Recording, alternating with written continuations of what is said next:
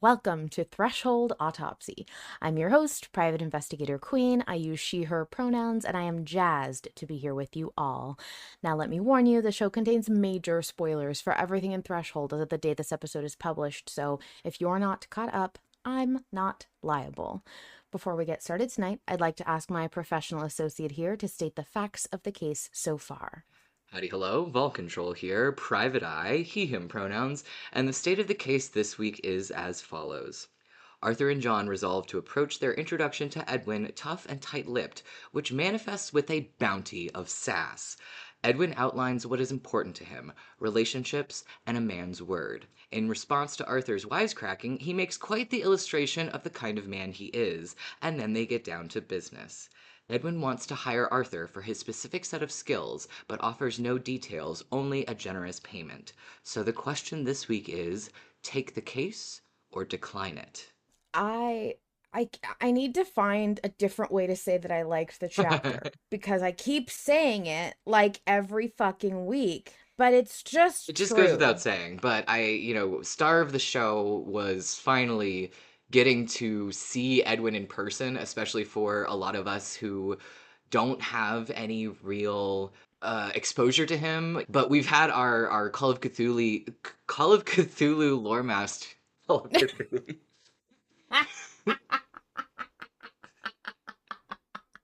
Nope, nope, that's it. Call of Cthulhu No, for the rest of my no, fucking don't life. do this. No. Everyone, I demand No. name changes. I demand memes. It's his turn now. Johnny Wet is over. Call of Cthulhu is Just here. a Cthulhu girly. Okay, let me try that again. We have had all of our Call of Cthulhu lore masters tell us about Edwin's appearance in the other campaigns, and that has built up this anticipation, but finally getting to meet him in person face to face is so cool. He is such a cool character. Yes, I agree. I love the Kingpin aesthetic. I loved the way that he commands the room. I loved pretty much everything he said felt so thematic. Like that's what I would expect a mob boss to say.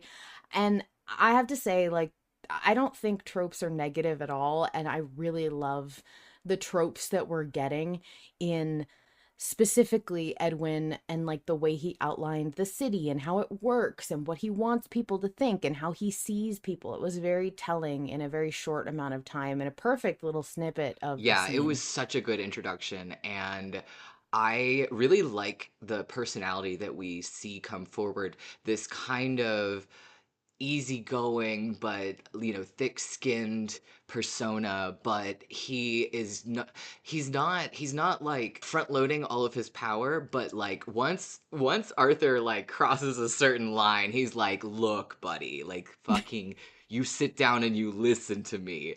And I like that we get a little bit more than just the because Mr. Puckett struck me as much more of the I'm a powerful mob boss and I'm not going to deal with any of your shit. Meanwhile, Edwin's a little bit more of a slightly laid back, at least on the surface.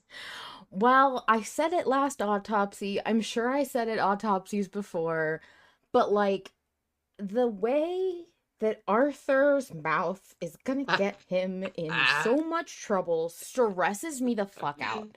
This man with his do they wipe your ass for Oh you my too? god. Dude, shut up. It Oh my made me god. laugh You're out gonna loud. get And shot. I literally, every time I have heard Oh. that line, and I've re-listened to this chapter 3 times now, every single time I laugh out loud when he says that line. A plus delivery, A plus balls on this guy. It's so funny. He just can't get he's so bad at keeping his emotions quieter. Just Arthur, could you just be quieter for a mission, a case, just one? Oh my god, dude, you're gonna get killed. And the fact that John has to be like, hey dude, Right. hey, Jack's giving us a sign that maybe chill. we should pull back a little bit. Oh my god. And the scene, the back and forth with the you're a dog if I say you're a Yeah. dog. Oh, We were oh, overdue for some of the dog metaphors and accusations and name calling to come yeah. back up. It's kind of on brand for Arthur. Agreed, agreed. I think this is a good time to get into evidence and leads. So, what was your evidence this week, Vol? Oh man, I love that Arthur said something about this place being like a shit pile, and Edwin's comeback is this may be a shit pile, but I'm still king of it, and I was just like, yes, king shit Edwin in every interpretation of that phrase. I love that. He's a little flappable, but he's pretty unflappable, and I love that he I like that he doesn't like rise, to Arthur's bullshit necessarily, but that he's willing to have this back and forth, which I think speaks to a level of maybe respect that he does have for Arthur's approach in this way. Yeah, and I think the way that Edwin composes himself tells me that he's not really used to being challenged because his reputation Yeah. precedes him, and I think he's very taken aback by Arthur's balls. And I mean, Yeah. yeah, we gotta Yeah. look No, into that. you're right. Uh The balls on this guy.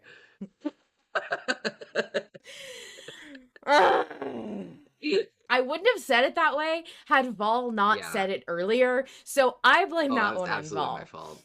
fault. I look forward very much to seeing how people draw Yeah. Edwin. Yeah, me too. I don't think I've seen any Edwin designs yet, but I'm really looking forward to seeing how people envision him, especially now that he has his own distinct voice. Because I believe during the Call of Cthulhu campaigns and the other campaigns, Harlan didn't necessarily do like a full-on voice for Edwin. And Yeah. I feel like you get an even more like full picture of a character once they have like a distinctive voice. Yeah, I agree. And I like that even though Edwin shares that rougher accent with other Mhm. characters in Malevolent, I don't mistake him for anybody. No, and I think that it's going to be interesting to see how Harlan juggles all these voices because I mean in a way I think it 100% makes sense that a lot of these characters have somewhat similar accents and somewhat similar voices because they're all kind of in the same realm and from around the same place. Obviously there are still immigrants and people who have non-American accents and don't talk like noir detectives or noir characters necessarily. But it's going to be interesting if we get more of these characters with similar accents in the same room. But Harlan has never failed to differentiate between characters, I find. Yeah, and I do wonder, I mean, this is kind of one of the issues that you run up into when you're the only person who voices anybody. Well, largely, Hmm. we have Joe now, but we're now in a situation where we're facing more Hmm. mortals, more regular people, and we're in a very populated city. And so I wonder if he's worried about running Right. out of voices. But he said that I know that this is common public knowledge, so I'm not worried about saying it, but like he said, a lot of the references that he uses is like doing celebrity impersonations and kind of using the baseline of an actor and then twisting it a little bit to the left or whatever. And that's becomes a new character. And I really like that. I think as long as he keeps doing that, he'll probably be fine.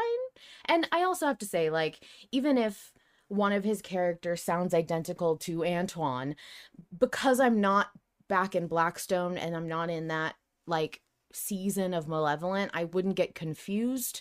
I think it helps that the context is separated. So I wouldn't be shocked if we do hear, like, well, I'm just going to keep using Antoine, in the future, but named something, something different and a completely different Well, character. So I think the lenience there is yeah, pretty big. and we already are seeing an example here of another Irish character, but because this character's like cadence, delivery, and personality is so clearly different from the Butcher's, as well as the intonation being a little bit different, but it's not confusing. It wasn't like, oh my God, the Butcher's here, like.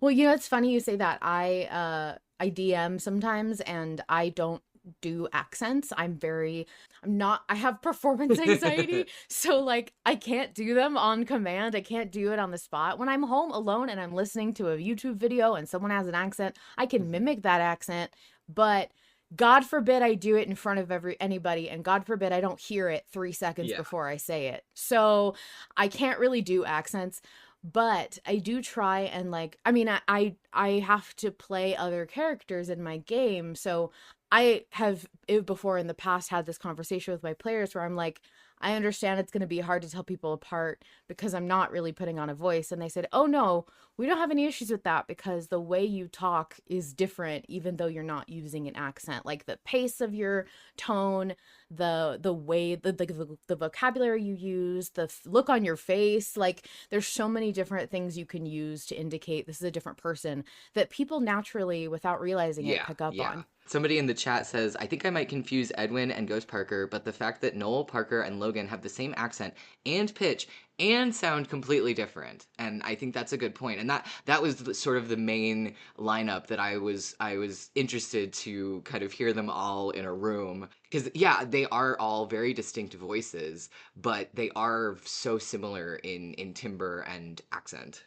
Yeah, I will say for me, I don't know if this is just bias. I never have mistaken Charlie and No. Parker. I know that that's a very common thing. I've seen people say that, but I've never gotten them mixed up. I think Parker being a smoker, I can Hmm. hear that in the way that Harlan delivers it. And like, yes, but like everyone smokes, so I don't want to say, oh, Parker's a smoker and Charlie isn't, because obviously Charlie smokes, but I don't think he smokes like Parker Hmm. smoked, Yeah. if that makes sense. But I can definitely hear a huge difference in the way Parker talks. So I've never been like Right. catfished. No, I think that Parker's voice is much deeper the way that I hear it. Yeah, agreed. What was your lead for this Speaking week? of Parker, the little like hints and things that Edwin says referring to Parker make me wonder if it wasn't just Parker's unpaid debt that got him killed, but something he said either to Edwin or something that Edwin's boys overheard or Parker had threatened him in some way that like if if you do X, then I'll do Y or something like that. Because Edwin says that it was Parker's mouth that got him killed, and so I'm wondering if he Mm. is just like generally saying like Parker was a wise guy. Parker had a loud mouth. He talked out of turn, or if he's saying specifically that the reason that they decided to kill him wasn't because he had an unpaid debt for X amount of time, but because of something he said. That's a good point. I didn't think about that. And I guess it's interesting because we know the truth about what happened to Right. Parker, but what was the story that everyone else went with? And what did the police say? And what does Parker's family think? Right. What is everybody left with when Arthur just ran away? Yeah, I'm so curious to see how that unfolds, especially with how close Arthur was with the Yangs and how they accepted him as almost part of the family. And I have to wonder if maybe it's just a situation where they can't really uh, at least under the guise of grieving, and it's too difficult to be around each other because of that grief, because of the missing connection between them. But I do wonder if the Yangs are suspicious at all, if what Molly thinks about all of this. What's Faro think about Yeah, all this? yeah, because I mean she called him Uncle Peter, right? Yeah. Mm, gosh, there's so much to unpack. I'm so interested in seeing the little personal things get teased out. And I think that like there was so much to uncover about Arthur's character, about his personal life, all through Blackstone that we got sort of, trickled out bit by bit. And starting in Threshold, where we know, like, we think we know most of Arthur's big secrets, it was like, well, I wonder what direction they're gonna go if we already know all these secret things. And now I'm realizing that there are so many secrets that Arthur is now keeping that have to be revealed to outside characters, and that's really interesting. Man, want to make sense of I know. things. I know. It's early days, though, Queen. It's early days. We just gotta hang in there. It's coming. I know. I know. What was your evidence this week, Queen? I stole your evidence. And I will just tell everybody. I loved the grenade Yeah. analogy. I loved, first of all, I loved the way that he just threw it at Arthur, and then Arthur is blind and so had to ask what it is, even though I'm 100% sure that everybody knows what a grenade looks like. Well, Um, it's 1930 and Arthur's never been to war, so I guess there's a slim chance that he might not know what a World War One grenade looks like. okay, that's fair. And that John was so Yeah. freaked out. I loved hearing him give that, don't drop it. And I absolutely loved the ramping up of that analogy. Like, it's safe right now, but there's a specific piece that is holding it all together. And once you pull that piece, you have a very short amount of time before Yeah. everyone's fucked. And I loved how neatly that worked. And the fact that he keeps the grenade on his desk as a reminder is so It's fucking so baller. badass. That is a move that is a move that only a mob boss can really pull off without coming across like cheesy, and I loved it. I totally Yeah, bought into no, it. I am 100% with you. And my first impression, my first takeaway was that I've seen this scene play out before with some kind of prop, some kind of dangerous prop that the mob boss uses to Yeah. intimidate the detective or the character or whatever, but I've never seen it done with a hand grenade, and I thought that was so inspired and so unique. That was like the first thing that I went into the channel and I was like, man, that was such a cool, like, unique way to play with this typical story beat. Well, you know what I was thinking about that is it's so uniquely illustrative of what lengths Edwin will Hmm. go to and the type of person he is, because a mob boss typically when they're threatening somebody is waving around a weapon that can only hurt if like they can only Yeah. hurt the target or can hurt everybody Yeah. except the boss. Edwin having a grenade in his office is like, listen, I am not afraid to go down with Right. my ship. And if that's what I have to do, that's what I will do. And that is truly chilling. When your villain is willing to go down fighting too, it's like, what Yeah. won't they risk? What are they Yeah. afraid of? Yeah, and I thought it was such a good detail that like the way that Edwin like reassures him like right now it's harmless. You could use it as a doorstop. Just shows how comfortable he is with like Oh, dangerous things, you know what I mean? And and I yeah. also felt like we've had people who are familiar with the Call of Cthulhu campaigns talk about how dangerous Edwin is and warn us about how we need to take him really seriously because he has very flippantly almost threatened another character's young daughter because he crossed him. And we knew that, like, okay, like, yeah, Edwin's a serious guy, like he is a serious threat, but man, Harlan knocked it out of the park with this grenade moment to really hammer that home immediately, even without any preamble. Yeah, he did, and he did a great job of it. And the delivery of all of those lines was so like it was just perfect. I mean, I can't think of a better way to have done Yeah, something like yeah. that. What was your lead this week? My lead was that it really struck me the way that Edwin spoke to Arthur, that I think they've been watching Arthur way longer than I personally had Yeah. thought they were. And the fact that like the chilling way that he talked about going into Faro's dorm, Yeah. and like it just really sunk in that these people don't fuck around, and they've probably been engaged in like spying on Arthur and his whole life, to the extent that I think they may know more about Arthur's life than Arthur knows right now.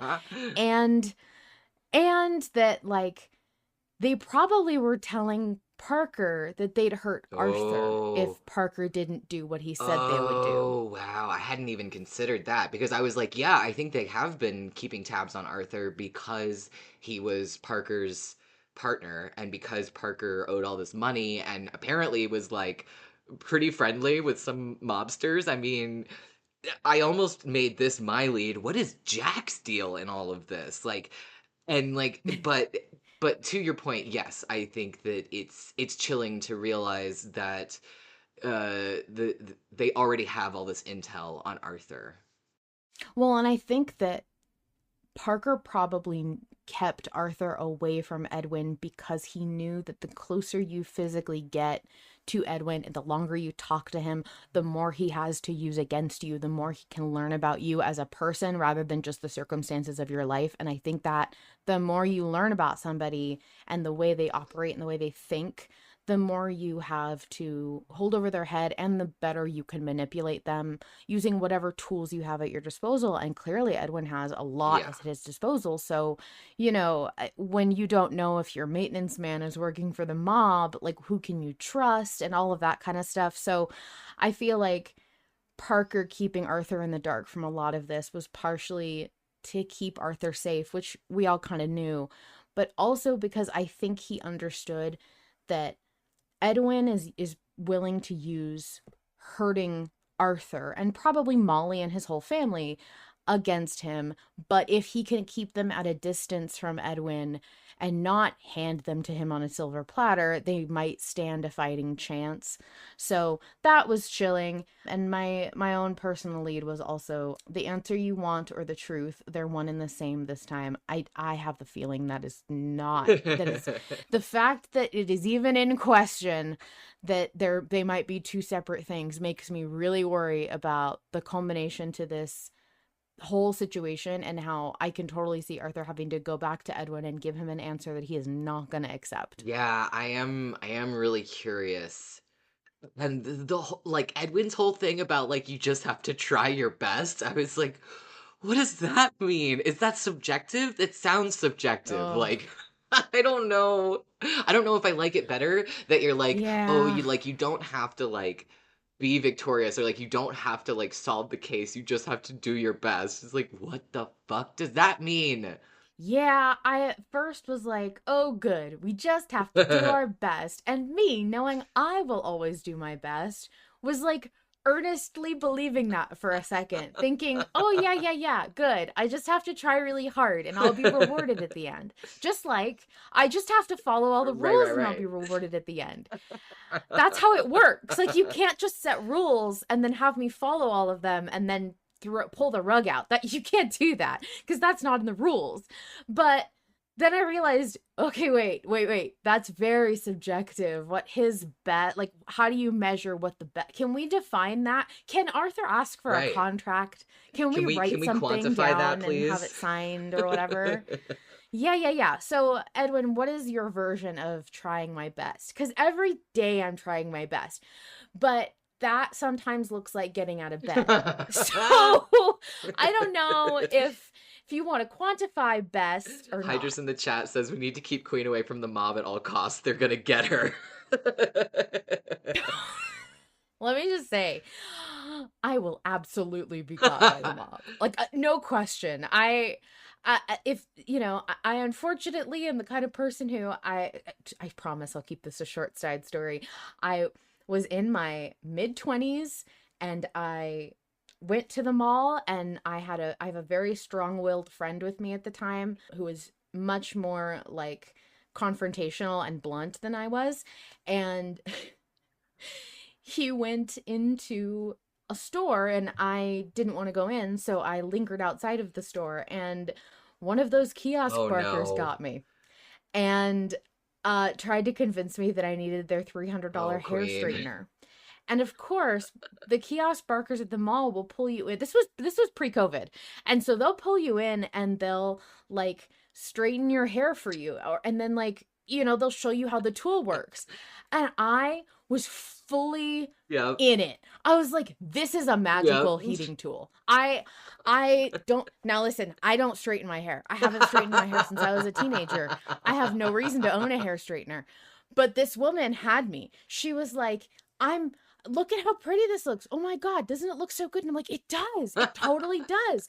And then she was like, look, here's the package and here's the discounts and here's all of the stuff. And I'm like, yeah. No, this is a really good deal.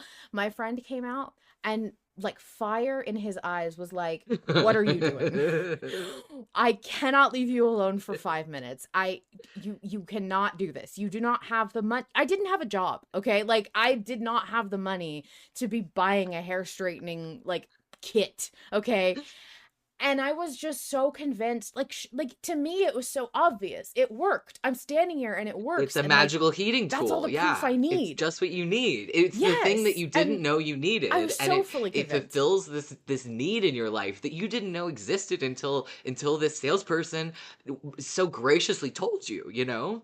Dude, the as seen on TV commercials of the early 2000s, everything that came on, I thought I needed to buy it because I swear to God, it all looked magical and I fully believed it. Because why, first of all, why would you lie? And right. Second of all, why, like, how can I ignore the evidence in front of me? The pot was dirty and now it's clean. There were no jump cuts. Obviously, it's real and it works. Like, I need it. Yes. So, little 12-year-old queen needed the fucking what was the George Foreman grill because it was gonna fix my life. So frankly, like, this whole do your best thing, I bought it and then I realized wait, hold on, I need to define what our best is. Yeah, it's nebulous, and we'll see if that comes around to bite us in the ass. So before we get into witness statements and polls, I do want to brief the community on some fascinating things we have learned. So, first of all, Harlan has recently announced the Malevolent Mysteries Monthly, which is the in-universe dime novel series that John writes for. So excited for that. Yeah, so basically, if you are not on social media, I would advise you to go check out the Malevolent Podcast Instagram to read the caption on the latest post as of May 3rd. And there was a collaboration with an artist in the community, and they're going to be doing, like, we're going to get to read what John's writing, which is really exciting, but even more exciting for people who cannot watch actual plays or for whatever reason don't want to listen to the Call of Cthulhu game series that inspired Malevolent. They will be around the lore in that series so that, you can be caught up and kind of filled in without fully needing to go back and watch. There was a disclaimer that it won't be completely, like, accurate to the YouTube series because it's going to be from John's perspective and it's taking place in a different way. So you'll get kind of the gist, which is really all I want. So I'm really excited about that. Yeah, I think it's going to be really interesting to see how Harlan reinterprets games that he played and DM'd like 10 years ago, and how, details will suit him better in a certain way through John's retelling. And I think it's super cool that he is revisiting it and able to revitalize that old content in a new way. Yeah, and he's also said that it's very important to him to have a physical piece of in-universe media that you can take home with you, and I love that. I love physical media. I love, like, feeling like I could be in Malevolent myself as my own little character, and I think it's a great idea. I'm excited to see where he takes it, and I'm very thrilled about that. I also think that it will be divisive in the community that cares about the lore of this game series, because I am 100% sure that he will change things to fit the narrative that he's writing now, and that will be difficult for that part of the community. But I believe in us. I see Pie in the autopsy chat right now saying, I'm going to get to be the most pedantic person on the planet. I hope that that's enriching for you, Pie. Yes, I hope that's an enjoyable thing. So, the other couple of things I want to talk about briefly, we had a spooky stream on Friday night. May 1st. The May 1st, and because it is Sunday while we're recording, and we learned a couple of things about Malevolent current canon that are interesting. So, we learned definitively that this is Middle C. Now, for those of you not super plugged into the fandom right now, Middle C is what we've been calling Arthur's original universe, the one we started Malevolent Blackstone season 1 in. We are in Middle C. That is definitive. And the other thing we learned is that Parker is not a ghost. We were not told what Parker is, but it is confirmed that Parker is not a ghost. Now, I think that this is a very interesting bit of canon information. Usually, I don't find spooky stream tidbits worth bringing to Autopsy because they're usually very like vague or kind of silly, like what kind of animal Arthur would be or whatever, because those aren't really necessarily canon, but these were direct conversations about canon. I think it's pretty obvious if you go back and listen to that stream, which again would be on May 1st, that Harlan was taking it pretty seriously and that he did want people to know those things. So just so you're informed. Now, fascinating pieces of the puzzle. We are in Middle C, yes, and Parker is not a ghost. Yeah, and Oakley adds a good bit of context that it's less like Parker isn't a ghost and more Parker is a in a state of being that is above labels. It's not as simple as a ghost. Yes. Yeah. I think the if you go and listen to the conversation, it's enlightening as to how Harlan thinks about this stuff. So I would really encourage you not to just take my word for it and to go listen to the stream. I'm sure somebody eventually will find timestamps that you can skip to because, you know, the streams are usually like 2-3 hours long. But it was a whole conversation on the idea of the way fans, in order to work with their own theories in between episodes, have come up with things to quickly label and refer to characters as. Like, when I say Parker is a ghost, I definitely don't mean that Parker has to obey all of the traditional rules of what I think of as a ghost. I just know that Parker's supposed to be dead and he's talking to us. And that's kind of the only thing I have to reference it. Fully, we may still call him Ghost Parker because that's kind of become the common parlance. And I'm disappointed that I missed this opportunity to annoy Harlan by asking him, what about the ghost cigarettes? Yeah, because you know what? He actually made mention during that stream of Parker being able to interact with things. And then he even out loud backed up and said, well, you know, they could be, and he kind of trailed off.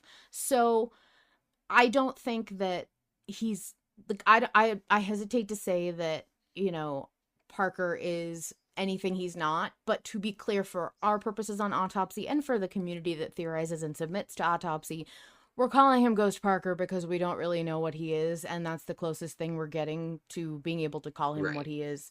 So that's what we're going with.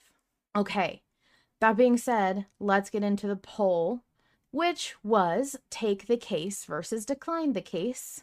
With 464 votes total on a Sunday night, we have 93% for take the case and 7% for decline the case. And I have to say, it was never really a question. This poll was very obvious pretty immediately, never really got to a 50-50 or even close. But Vol, what are you voting? I was from the get-go, I was voting to take the case.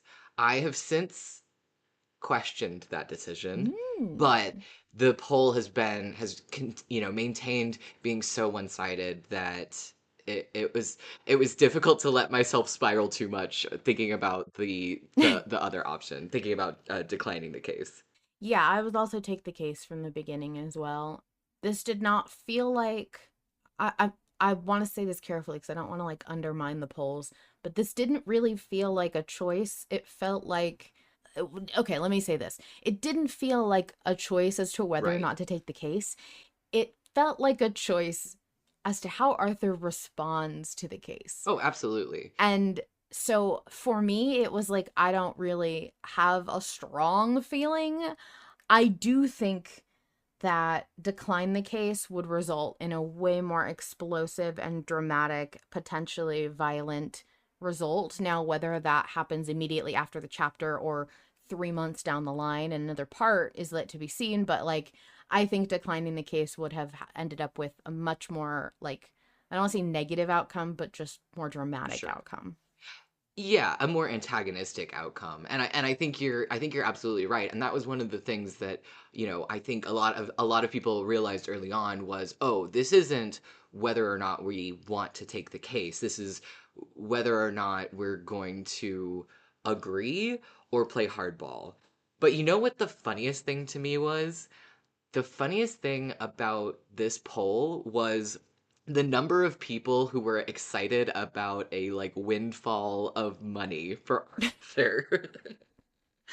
I thought that was so funny because you and I were joking about it, or maybe not joking, but we were both talking about it when we listened to the chapter initially, and then when we popped onto the big server, I thought it was really funny how many people were like, "We have to think about getting double pay and a bonus and blah blah blah blah." It just shows kind of that this really is a group tabletop experience, because this is very like the party is given an opportunity to make a lot of fucking money, and the party really Yeah, likes to go shopping, so the party is yeah. very excited to take the quest.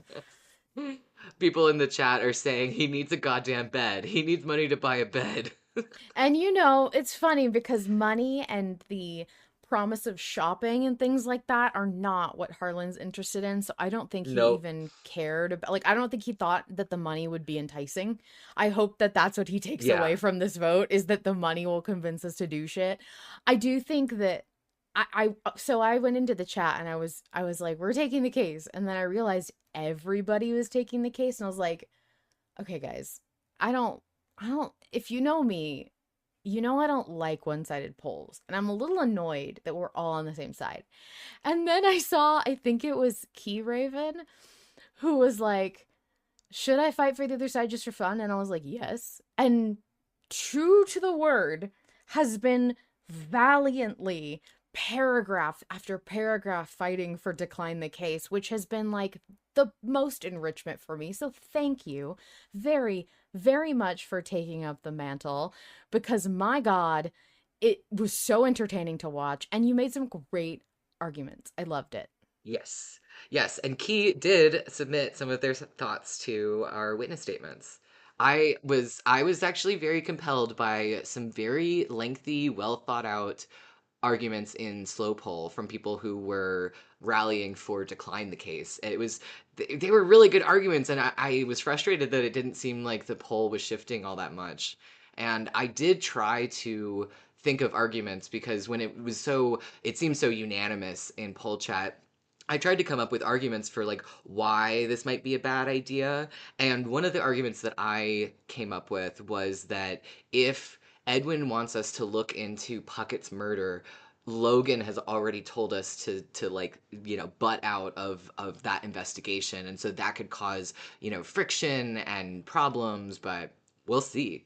I mean, one of the compelling arguments that I felt for decline, just to briefly go over it, was Farrow, and the fact that not only will she be so upset if she finds out about this, but Yeah. also the fact that, like, so there's a comment from Oro that I read early on the Patreon that talks about, like, I fear that accepting this quickly could show our hand too soon. We know Arthur. We know that Mm. Farrow is his universe. We know what she means to him. Edwin Mm-hmm. does not. How could he know that we care about her based on he could know that we care about her based on our dinners, but could he know the extent of it? Considering that we are always Right. late to those, I would say he has no idea. If we give in to now to do something we don't want to do, just in case he acts on his threats, even when us refusing shouldn't fit into the fail him, cross him, cheat him category, he will know for a fact that he can use Farrow to make us do anything he wants. Right. And I think that's a good point. And I also think it's Yeah. not wrong. Arthur can very easily be manipulated. It's pretty traditional that in good guy stories where there's a protagonist that has a family or loved ones or friends, usually those people are their weak spot that are used against Yeah. them to comply. Yeah, absolutely. So, with all that being said, let's get into some witness statements. Let's do. Hey, it's Inky they. I already love Edwin as a character. He is so fascinating. He works hard to maintain this reputation of being cold-hearted and violent, but when he meets Arthur, he's borderline friendly. And yeah, he threatened Furrow, but he only bit back because Arthur snapped at him. And it's not an empty threat either. He will follow through if we push him. And now he's pretty earnestly asking for help. All he asks is for Arthur to do his best and get him the truth. And he's offering pretty substantial financial compensation.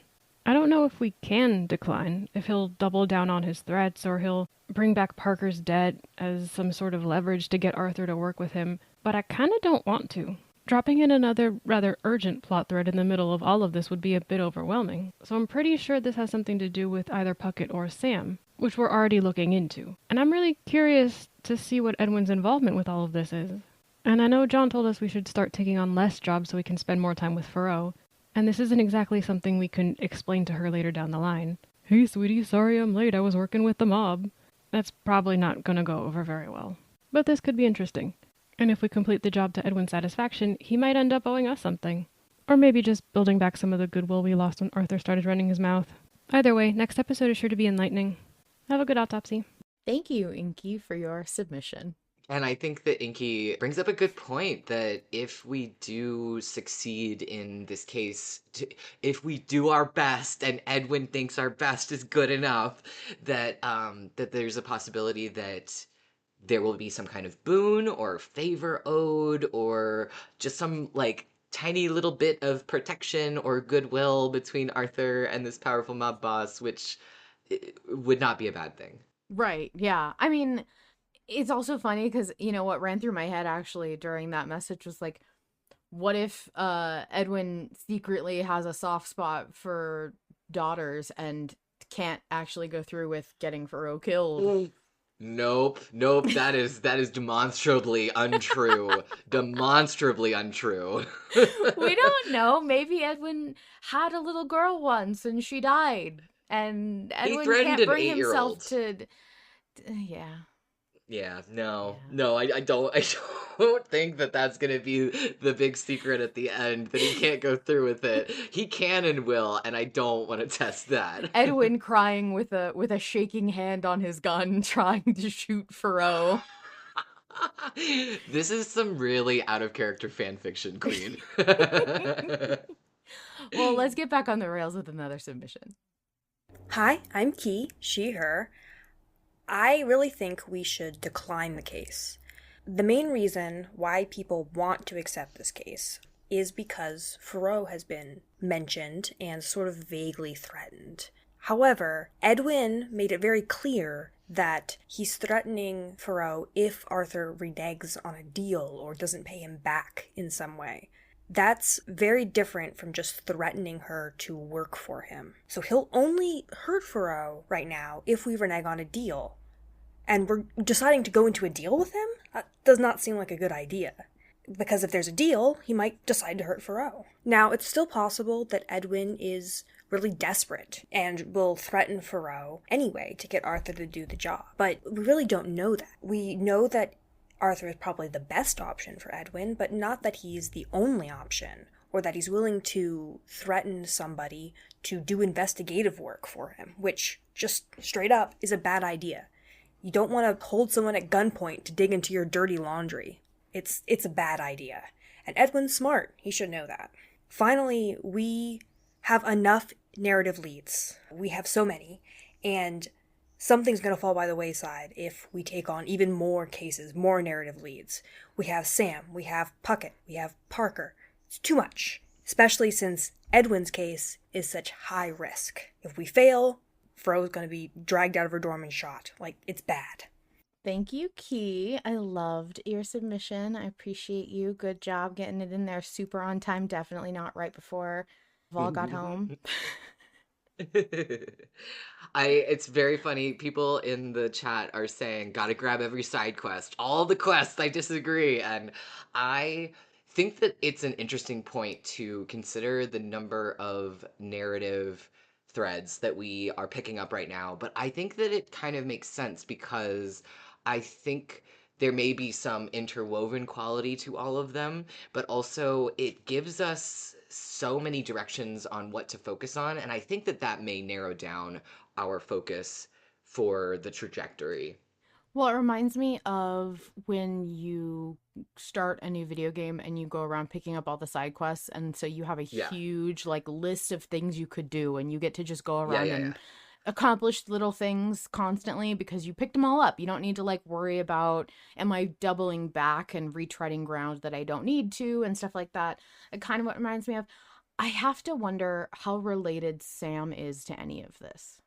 Yeah, I am really curious about that, and I feel like that may end up being the back burner case because I have a hunch that Edwin's case is going to have to do with Puckett, or it might even be part of the case that Puckett was going to hire Arthur for, and I'm not convinced that Sam's whole thing is related to that.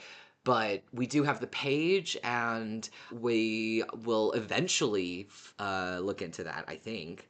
I think that the three things going on, like the three people involved here, Parker, Puckett, and Sam, I think while not all three are connected, two of them are. It's just figuring out what's connected to what, and also knowing how to tell the difference. I mean, we could investigate more about what's going on with Sam and turn up with more leads for what's going on with Parker, and those things don't necessarily need to be connected for us to pick up different clues. So I'm excited for all of the bits of things that we're putting together, all of the puzzle pieces. Yeah, Hydrus in the chat says Callahan's wound, ... I forgot about that. There's What's so what's much. up with that? Too many questions. There's too many questions. I think Callahan's wound is probably a red herring. If you say so. I think it is because it doesn't. Okay, I will say this. At this time, with the information available, it feels like a red herring because what does it have to do with anything? And also, he was acting so ridiculously obviously conspicuous about it. Like Yeah. it wasn't like a secret. He didn't not want to tell us about it, but he was clearly just embarrassed, and I feel like it was probably just an accident he wishes hadn't happened. Yeah, I'm sure it's just that. It's fine. Everything's fine. We have another witness statement that is an email. Should I read it or should you? I can read it. Good luck. Witness statement of Fractals, AM and its pronouns. Accepting this case is such a bad idea on so many levels. Arthur has enough on his plate already. He has enough cases. He doesn't need another one. We don't even know what this case is. It could be something he hates, something he doesn't want to get involved in. He clearly doesn't like these people or this scene. Why would this case be any different? And he has Logan breathing down his neck, trying to get him charged as Parker's murderer. You know what looks really bad? If Arthur starts working for the people who were meant to have killed Parker. And sure, maybe Logan won't find out, but the case, even if not directly about Puckett, it most likely revolves around the mob, which Logan is investigating because of Puckett. Also, I'm biased. This guy threatened Farrow, and I hate him, and I want to get the fuck away from him. If we never make a deal, we can never break it, and so, if he's telling the truth about keeping his word, he won't kill Farrow.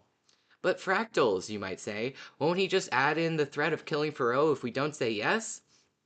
In that case, Farrow's life isn't being additionally threatened.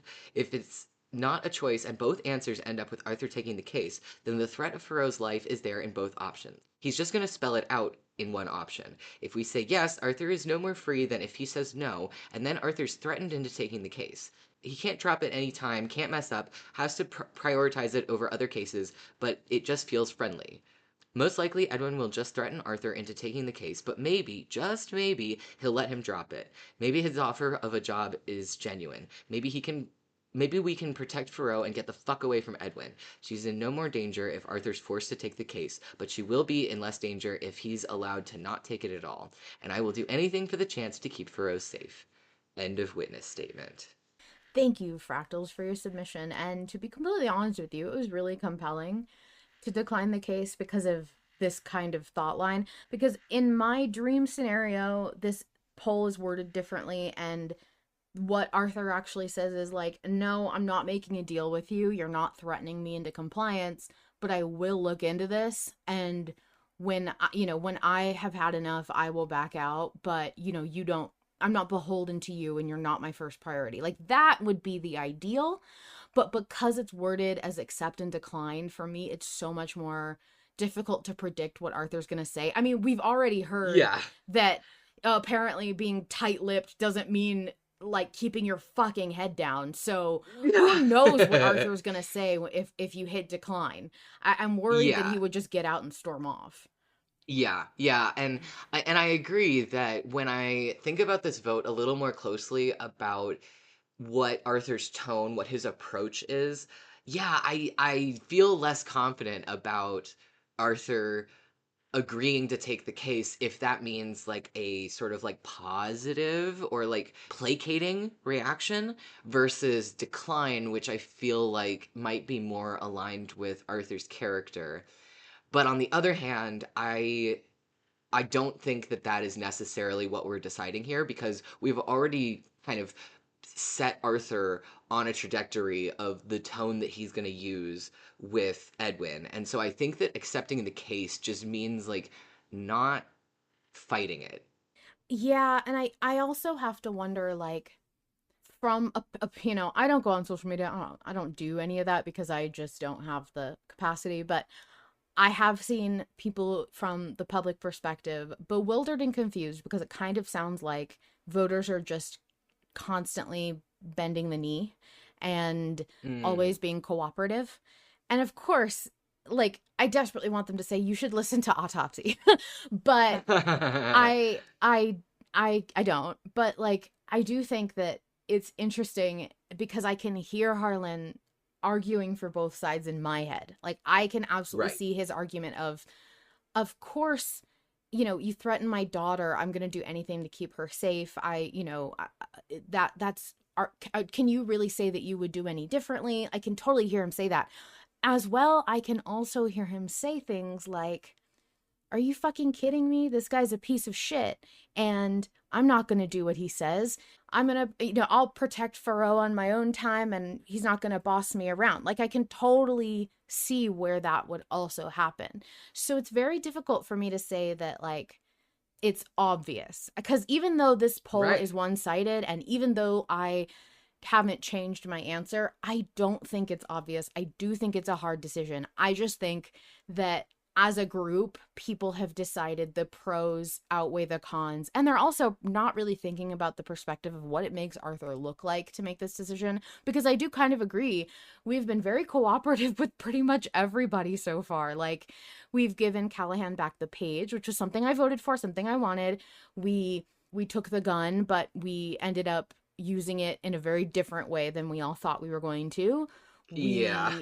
We've been very complacent, I would say, in comparison to times during Blackstone, where the whole ending of that campaign was being resisting hopelessness and being very like, fuck you, I won't do what you tell me to. So it's Yeah.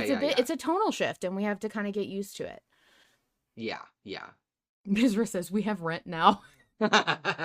We've got bills to pay. Shit's different. And I do I Arthur does mention like that's a hell, now that you've outlined that hell of a stick, like, and then Edwin like offers a really good carrot.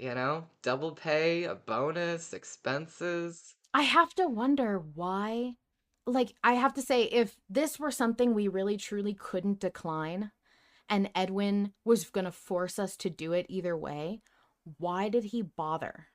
Why bother giving us a prize? Why bother motivating us? Why bother? He's so powerful. This is one of the things that I was worried about is if we declined, he would threaten Furrow further, make Arthur do the job, and not pay him. But why, if he could just threaten people to do what he wants and he gets what he wants without having to give anything up, why wouldn't he?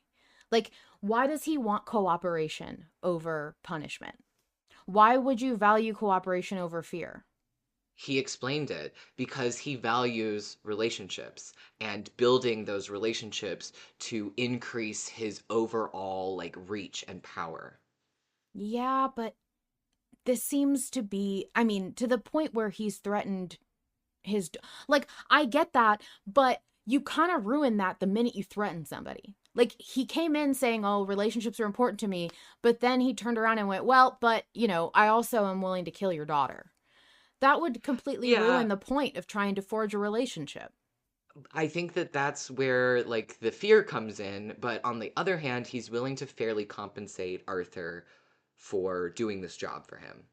That's the trade-off. Yeah. Yeah, that's true. Because he could just say, I value our relationship, but fuck you. I can kill you. Yeah. So, Yeah.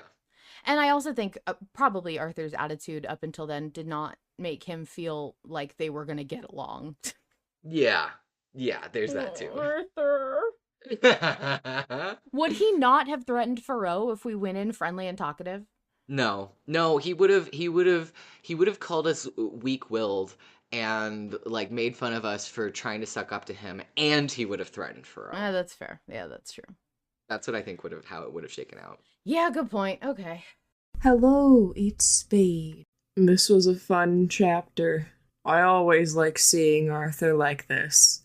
I just love his little lines here of like the bark like a dog comment, and then the oh, I think I got one of those to the blind spot comment.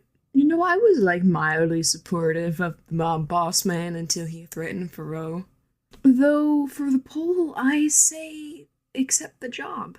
It pays well, and according to a man who keeps his word, Arthur only needs to try his best. The boss guy knows, I don't remember his name. I'm so bad at remembering names, and it's like 11. I don't want to look at the transcript right before autopsy. The guy knows about Faro, and I don't think potentially upsetting the man more is a good idea by saying no. And I'm worried this is a thing where either way Arthur takes the job, either by force or by choice. It seems like a potential too big story thing for it to be avoided. I think it's more of a matter of how Arthur takes the job, whether it's by choice or not. Does he take the job and get the benefits of the money and a potential new connection, or be forced into it and endanger his daughter in the process? I say take the job. And that is all. Bye-bye. Thank you, Spade. I missed your messages. I missed your voice. It was good to hear from you again. Yeah, Hydra's put it really clearly. I think my sticking point here is that threatening Faro isn't personal. It's just business. You got to threaten people sometimes. It happens. It hasn't made me resent him yet. Yeah, I don't really care that he... that sounds terrible.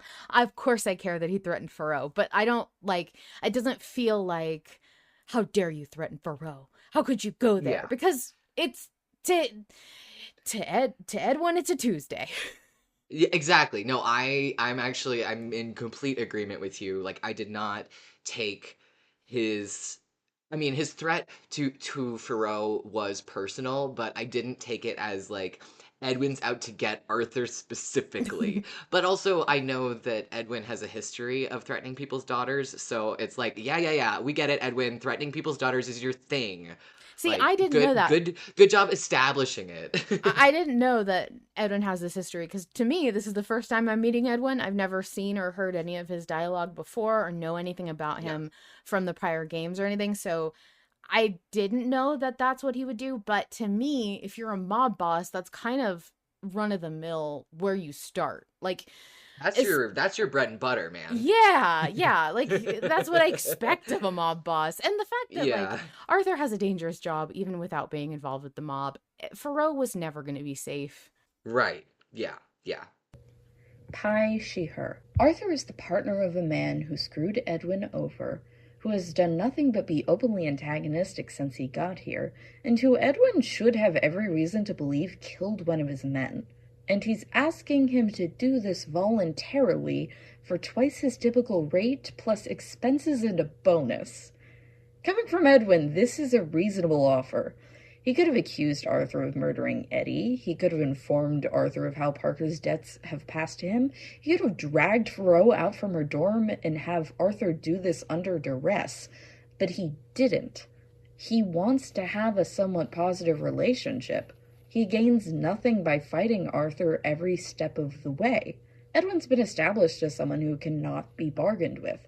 Not taking the case doesn't show that Arthur has a strong will, it shows that he can't read the room. There's not a situation where we leave having not taken the case.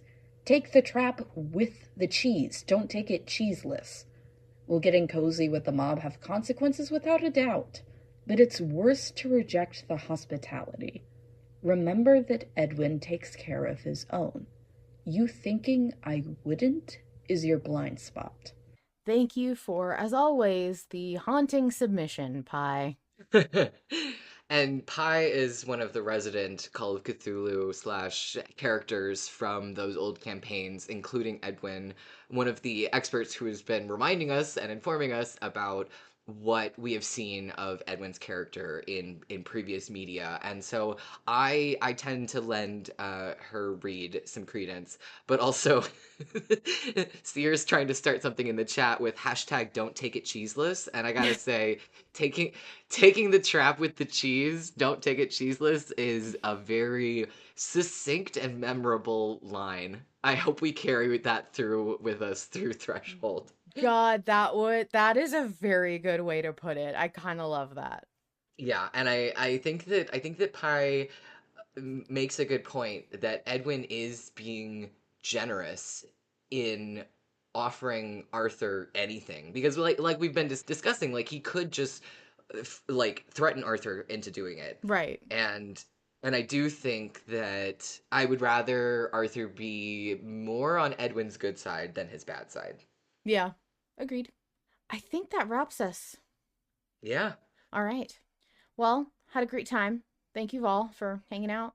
Yeah, no, I'm glad we were still able to fill an episode when everyone was in such strong agreement. But there was a lot to talk about as far as new characters, new plot threads, all that stuff. As I was laying down to take a nap before the show, I was like, oh, maybe I'll warn everybody that it's going to be a short episode because I don't think we really have anything to talk about. And then I thought, nope, I'm not going to say that because I guarantee you I'll say that and then it won't turn out that way. We always manage. Always. We always manage. Well, if you as a listener want to be part of the show or participate in the community around it, visit Linktree/Malevolent Autopsy to find out how. Thank you, of course, to Harlan Guthrie for our source material, my volunteer editor, Mizra, Roses of Envy for our intro music, and all-around volunteer assistant and co-host, Volume Control. Remember, in the end, it's never about certainty. It's about making a choice and moving forward. Until next time, the horrors persist. But so do we. Good night, everybody. Good night, everyone.